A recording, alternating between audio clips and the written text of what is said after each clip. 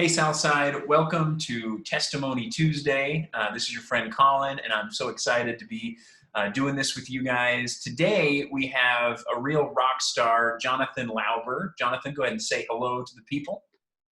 Yeah, hello everybody. Awesome. Welcome to Testimony Tuesday. Jonathan is from Switzerland, not from Sweden, as Pastor Jim would think, and Yeah, many that's a people. really important detail. Very important. That's right. Jonathan, you grew up in Burkina Faso as the son of missionaries who are from Switzerland and live in Switzerland now. And currently, you're studying at Moody Aviation to be a missionary pilot. I met you a few years ago when I was working at Moody, and you were a student there just starting out. And one thing that I love about Jonathan is passion for sharing his faith.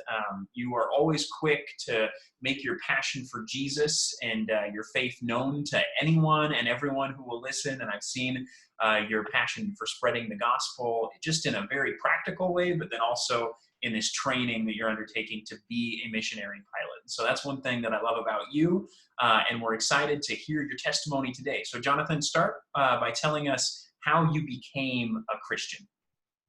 Okay, yes, sure. Yeah, just before I even start, it's always for me and a privilege to be able to share what God has done in my life and is still doing, and just for you to know that it's for me even an encouragement to hear my testimony when I am just sharing it, to be reminded of how good God is and what He has done in my life. Yeah, so I grew up in a Christian household, as Collin shared.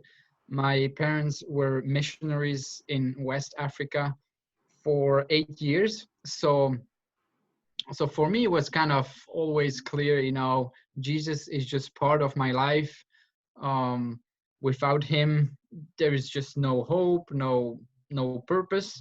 So, but the thing is, as a child, I didn't have a moment where I could say or tell other people that's the date when I decided to follow Jesus. And I remember as a child, I was sometimes stressed because people, friends of mine, they would have kind of that camp or that VBS where they were able to share, that's the VBS, that's the date when I committed my life to Jesus.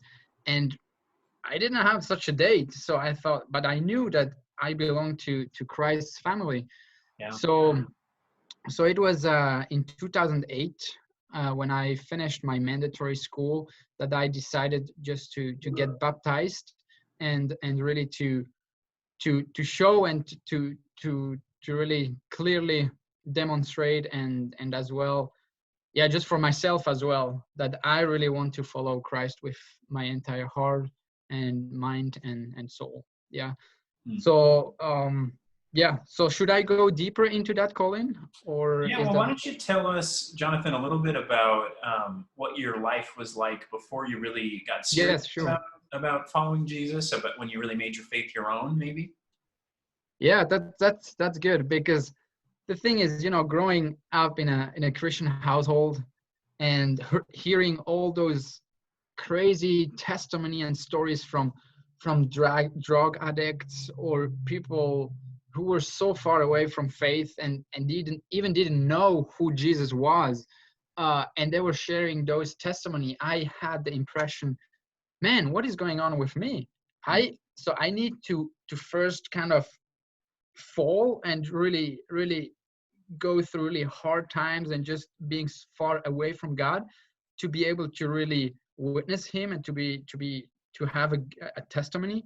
But after a while I realized, no, I mean, what a blessing it is that I was able to grow up in a Christian household.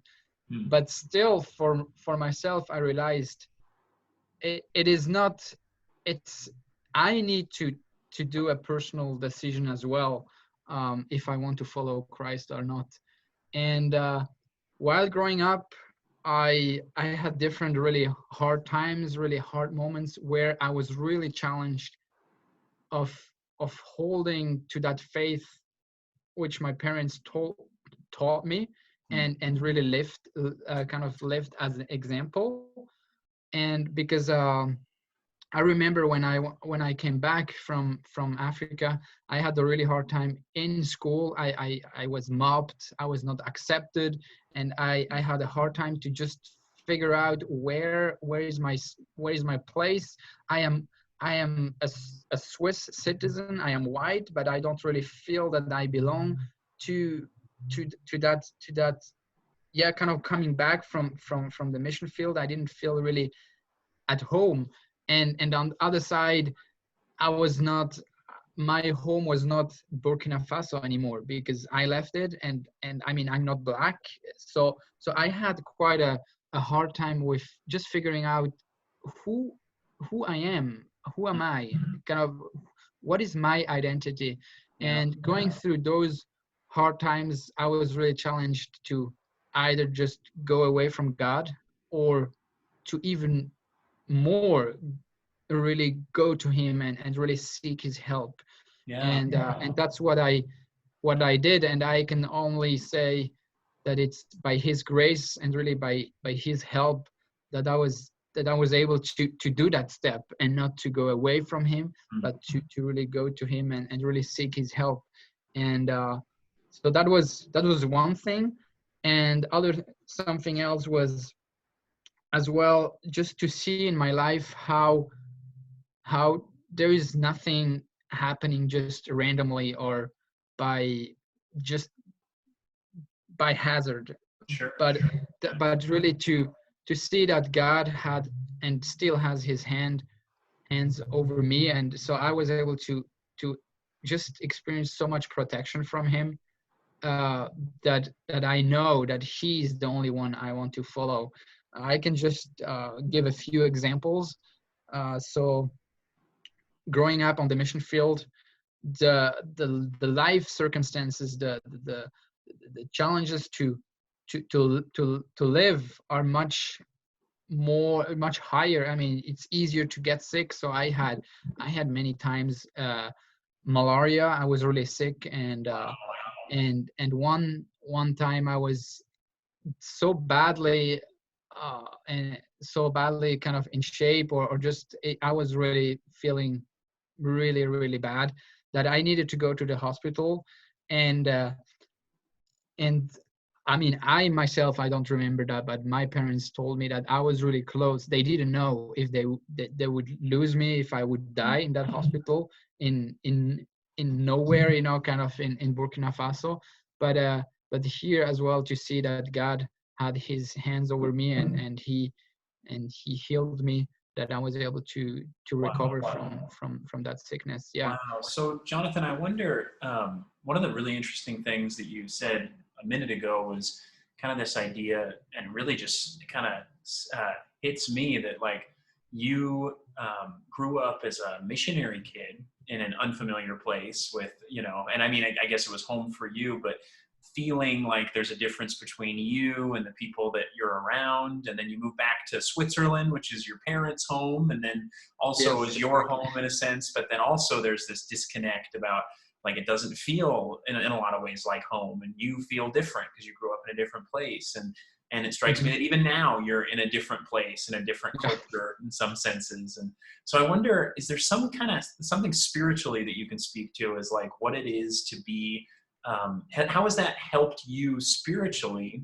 And maybe you even have an insight that some of us may not, because you know what it's like to be a resident alien, which is what we as Christians are called to be, sort of to live under the gospel in a world which doesn't believe the gospel, which is often hostile to the gospel. So can you speak to that a little bit? What is it like? What have you learned in being a minority, or in being an alien in a lot of different senses? How has that helped shape you as a Christian? Yes. Yeah.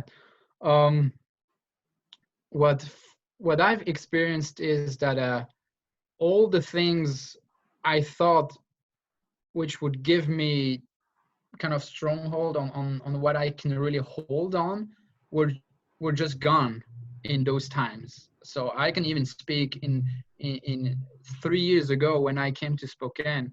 Just things which I thought, yeah, I have it under control. Yeah, it's good, were just gone. And what do you do then? I mean, what do you build? What gives you the foundation to still be able to walk and stand? And while coming back from Africa, and as well coming here to the States, my solid rock was really God, because I knew He is my foundation. He will never change. He's the same yesterday, today, and tomorrow. And whatever situation or circumstances I am going through, He's gonna still be faithful and be on my side, even if I may not feel this way while going through those hard times. And I remember, kind of having that unpeace, and just wrestling with that challenge and doubt coming in. Am I really at the right place?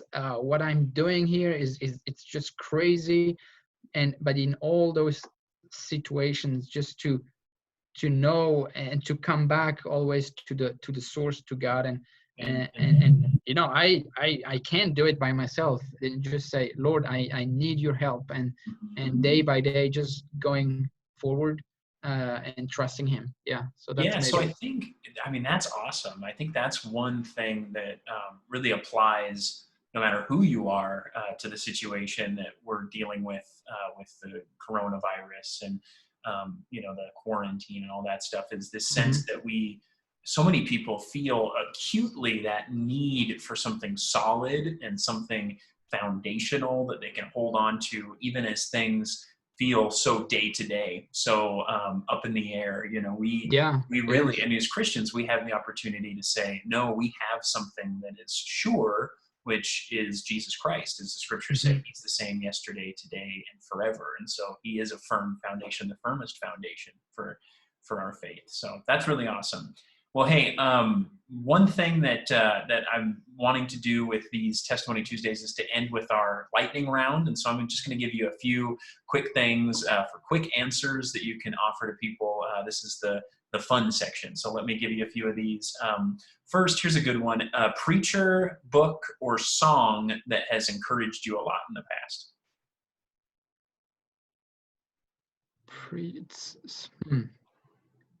So just a book, Sure, a book or a preacher, or even like a worship song or any kind of song that has offered a lot of encouragement. First thing that comes to your mind. Yeah. So the song from it's by Hillsong, and it's called "Who Am I?" And I think it came out not too long ago, and I think it even kind of fits well to what we were talking about, just that our identity is in Christ, and to be reminded that nothing will even be able to separate us from His love. Yeah, that's great. I really like awesome. that song. All right, here's another one. This one could be a fun one for you since you've been so many places. But what's a place that you've never been to but that you really want to go to? Yes, I think Hawaii. Hawaii, awesome. Do you have a specific island in mind? No, I mean, just not too close from the volcanoes. Nice. But yeah. Or I could even imagine the Caribbean. I really like the ocean. So yeah, and the warm weather. Awesome. Yeah, that sounds great right about now. Love it. And then one more. What's your number one tip right now for coping with the quarantine that we're all dealing with? Yeah, that's a good question. Yeah, the people need you, Jonathan. What are you gonna offer them? Yeah, I think I will be really honest that I had to, or I'm still kind of challenged with that. It's just to find contentment in the situation I am in. So currently I cannot go to the hangar. Everything is happening online. I don't know how the schedule is gonna be messed up for the summer break, for even my two next years. But just to know that God is in control, and to try to enjoy day by day, just the small things. Sometimes it's really small. Oh, today is a nice day, or oh, today I had such an awesome breakfast, or things like this, and just to delight as well in God's Bible and Word. So I think Absolutely. that's Yeah. yeah. Well, I think that's a great place for us to end it, Jonathan, and what a great encouragement to everyone who's watching. Thanks for tuning in for Testimony Tuesday. Thank you to Jonathan for being our testimony here today. And we will be back next week with another testimony that we hope encourages you and that keeps you on the track during this unfamiliar time. Thanks again, and we'll see you soon.